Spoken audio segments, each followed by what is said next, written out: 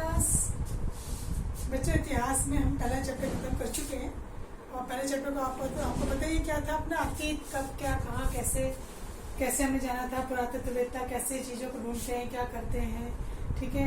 पूरी जानकारी इसमें हमने पढ़ी थी खाद्यान्न के बारे में, इसके बारे में। अब हम बच्चा अगला चैप्टर शुरू करें। 2 आरंभिक मानव। शुरुआत में जो मानव थे जिसको अपन आदि मानव भी कहते हैं, जिसने बहुत सारी खोज की, उस आरंभिक मानव के बारे में जानकारी करें। कैसे वो रहते थे, कैसे शिकार करते थे, उनका खान पान क्या था, पुरातत्ववेत्ताओं ने कौन से इनके प्रमाण निकाले हैं जिनके बारे में जानकारी मिली है। तीसरा शुरुआत में एक छोटी सी कहानी के रूप में दिया है कि एक लड़का है तुषार। तुषार दिल्ली से चेन्नई जा रहा है ट्रेन में, ठीक है। और जब वो ट्रेन में बैठा तो उसको सीट कहाँ की मिल गई? खिड़की की। आप सब लोग अगर कभी ट्रेन में जाते हो तो आप कोशिश करते हो कि खिड़की के पास जगह मिल जाए तो आराम से हम बाहर का नज़ारा देखते हुए जाएंगे। तो ऐसे उसको भी बड़ी खुशी, क्योंकि उसको भी सीट कहाँ मिल गई थी? खिड़की के पास। खिड़की के पास जब बैठा है तो रास्ते में आने वाले नदी हैं, तालाब हैं, झरने हैं, पेड़ पौधे हैं, बड़े बड़े वृक्ष हैं और पता नहीं कितने सारे ऐसे नज़ारे वो उसमें देख देख के खुश हो रहा था। साथ में उसके चाचा भी थे। चाचा ने फिर उसके बीच में बताया कि बेटा ये जो ट्रेन है ये बहुत पहले नहीं थी, अभी कुछ 100-150 वर्ष पहले ही ट्रेन हुआ, मतलब शुरुआत हुई है और उसके बाद बसें आई हैं। तो उसको बड़ा आश्चर्य हुआ कि तो इससे पहले लोग कैसे यात्राएं करते थे, कैसे जाते थे एक जगह। आज तो हम कहीं भी देखिए बहुत सारे साधन हैं संचार के, परिवहन के, कहीं बात करनी तो हम आराम से कर सकते हैं, कहीं जाना है तो हम इजीली जो है जा सकते हैं। पहले के लोग तो पैदल पैदल हो जाओ। अगर अपन बात करते हैं ये शुरुआती मानव की, तब तो उसके पास और ही साधन नहीं थे, तो कैसे वो यहाँ से वहाँ जाता था और यात्राएं क्यों करता था, वो भी अगर यात्राएं करता था वो सब डिटेल आज पढ़ेंगे। तो सबसे पहले ये जो शुरुआती मानव है इसको एक नाम दिया गया था आखेटक। आखेटक ने जो शिकार करता, आखेट करने ने शिकार करना और शिकार करने वाला शिकारी। आखेटक खाद्य संग्रह, इसका अधिकांश समय तो अपने भोजन की खोज के लिए निकल जाता था, क्योंकि उस समय इसको खेती करना तो आता नहीं था, न पकाना आता था। तो कच्चा जो होता है भोजन उसके ऊपर ही डिपेंड होता था। तो इसको एक नाम दिया गया आखेटक और खाद्य संग्रह, जिसमें क्या करता था? शिकार करता था, जानवरों का शिकार कर रहा है, ठीक है।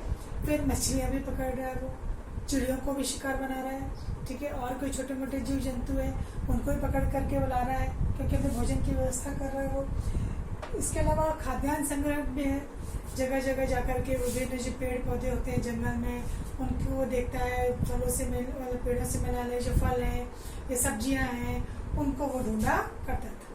तो ये पूरा टाइम इसका जो था ये। और इसमें समस्या क्या आती थी? हमारे लिए तो बहुत आसान है कहना कि वो शिकार करता था या खाद्यान्न संग्रह था। बच्चों आप इमेजिन करो उस समय की जब उसके पास कोई साधन नहीं थे, ढंग से उसके पास कोई औजार भी नहीं हुआ करते थे, तो सोचो वो अपने खाने की व्यवस्था कैसे करता हो। सबसे पहली बात तो अगर अपन जानवर की स्पीड देखें, आपने इतने सारे फिल्मों में देखा होगा, टीवी में देखा होगा, एक हिरण भी कितनी तेजी से भागता है। सोचो मानव तो उसका पीछा कैसे करेगा? वो कुलाची भरता हुआ चला जाता है। शेर है, चीता है या कोई भी अन्य जानवर देख लो आप, ठीक है, कैसे तेजी से भागते हो। तो सबसे पहले तो उनको पकड़ पाता, क्यों? क्योंकि इतनी समस्या की थी जानवरों की तेज गति, इतना तेज भागते हैं कि सोचो उस आदमी को कैसे भागना पड़ता होगा अपने भोजन के लिए उसके पीछे। और ताकतवर भी होते थे जानवर, मनुष्य से ज्यादा ताकत रखते ही जानवर, ठीक है। उनको पकड़ना, फिर खुद के घायल होने की भी जो है बहुत बड़ी संभावना होती थी। घायल के साथ साथ मर भी जाते होंगे लोग, क्योंकि जानवरों के पास तो बहुत नुकीले जो है दांत होते हैं, हाथ होते हैं, उनके पंजे जो होते हैं इसमें नाखून, तो कई बार ये मर भी जाते होंगे।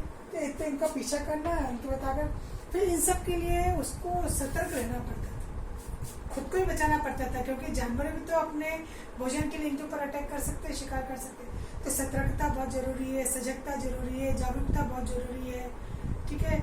और जगह की पहचान करना भी कहाँ पर कौन सा जानवर मिलेगा, उस जगह पे बैठ करके इंतजार करना। जानवर अपने आप तो चल के आएगा नहीं कि मुझे आकर के जो है आप अपना शिकार बना लें, शिकार करने के लिए उसको जाना पड़ेगा। तो ये बहुत सारी समस्याएं उसको सामना करना पड़ती थी, तब जाकर के उसको भोजन मिलता था। फिर पेड़ पौधों की जानकारी भी होना जरूरी है। पेड़ पौधे हम कह रहे हैं जंगल है, घने जंगल है, घने जंगल में कई तरह के जो है विषैले जीव जंतु भी होते हैं, उनका भी डर है। और इसके अलावा जो पेड़ पौधे हैं वो सही है कि, क्योंकि कई बार विषैले फल भी हो सकते हैं जिसको खाने से वो बीमार भी पड़ सकता है या मर भी सकता है। ये सब जानकारी होना भी उसको बहुत जरूरी थी। तो पुरातत्ववेत्ता जो है वो इसी बात की जानकारी करते हैं। वो पुरानी चीजें, जैसे हमने पिछले पार्ट में पढ़ा था, कहीं कोई पत्थर मिल गया, मूर्तियां मिल गई, सिक्के मिल गए, मोहरें मिल गई, ठीक है, कोई पुराने समय के कोई जो है अभिलेख मिल गए, शिलालेख मिल गए, तो उनको पढ़ करके वो पुराने समय की जानकारियां लेते थे कि कब कौन से राजा के समय का है या कौन से समय का ये था। तो उस समय यहाँ पे जिनको जानकारी मिलती थी तो उसमें पत्थर भी कई प्रकार के थे, क्योंकि कई पत्थरों में नुकीलापन है तो वो उसको नुकीला करके औजार के रूप में इसको काम में ले रहे हैं, कई पत्थर किसी और रूप में काम में ले रहे थे। पत्थरों के भी डिफरेंट टाइप के जो है वो यहाँ पे प्रकार देखे गए। तो ये जो पत्थर है इसको इसने औजार के रूप में भी इस्तेमाल किया, लकड़ियां काटनी है तो भी इसने पत्थरों का इस्तेमाल किया, ठीक है। अब इसके औजार जो थे पत्थरों के भी थे, लकड़ियों के भी थे, हड्डियों के भी थे, क्योंकि जानवरों के बनने के बाद हमको खाने का जिनकी हड्डियां बची थी बहुत कठोर होती हड्डियां, उस हड्डियों का प्रयोग किसके लिए करता था वो? अपने शिकार के लिए, औजार बनाने के लिए। फिर ये जो औजार बन गए इससे क्या करेगा वो? जानवरों को मारने के लिए, उसको काटने के लिए, पेड़ पौधों को काटने के लिए, पेड़ पौधों की जो छाल होती है उसको काटने के लिए, फल फूल काटने के लिए, मांस काटने के लिए, ऐसे बहुत सारे काम है जिसका प्रयोग वो किससे करता था काम करने के लिए? औजारों से।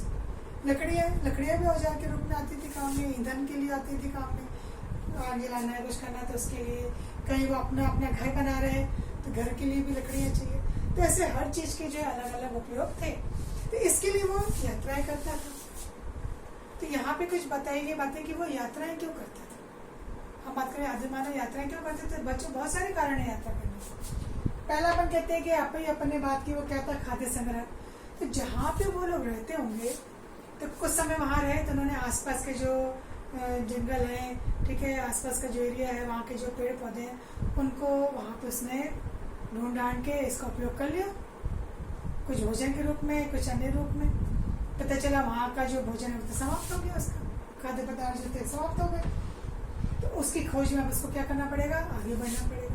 तो पहला कारण तो ये कि आसपास का भोजन समाप्त हो जाना। दूसरा, जिन जानवरों का वो शिकार कर रहा है, हो सकता है जानवर दूसरी जगह चले गए हों, वो अपने खुद के शिकार के लिए चले जाते हैं, जगह बदल लेते हैं।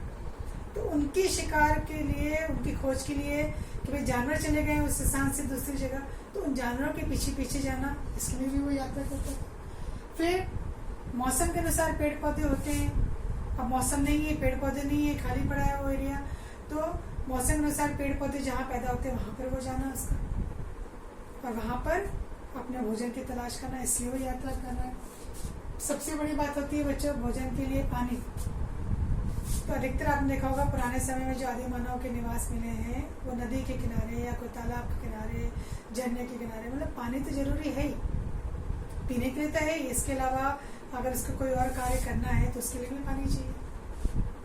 अगर उसने धीरे धीरे कृषि करना सीख लिया तो पानी चाहिए, पशु पाले हैं तो पशुओं के लिए भी पानी चाहिए। तो पानी की तलाश में भी वो एक जगह से दूसरी जगह जाता था। और बाद में ये भी कहा गया कि हो सकता है उस समय तक उसकी कोई आपस में समूह बन गए हो, संगठन बन गए हो, तो उनसे मिलने जुलने के लिए भी वो यात्राएं किया करते। तो ये अभी हमने बच्चों इसके बारे में थोड़ा शुरुआती चीज पढ़ी कि आरंभिक मानव किस रूप में जाना जाता था, उसकी समस्या क्या आती थी, यात्रा करने के क्या कारण थे, और उसने जो लकड़ियां और पत्थर इस्तेमाल किए उनके इस्तेमाल किस रूप में किया, कैसे काम वो आते थे।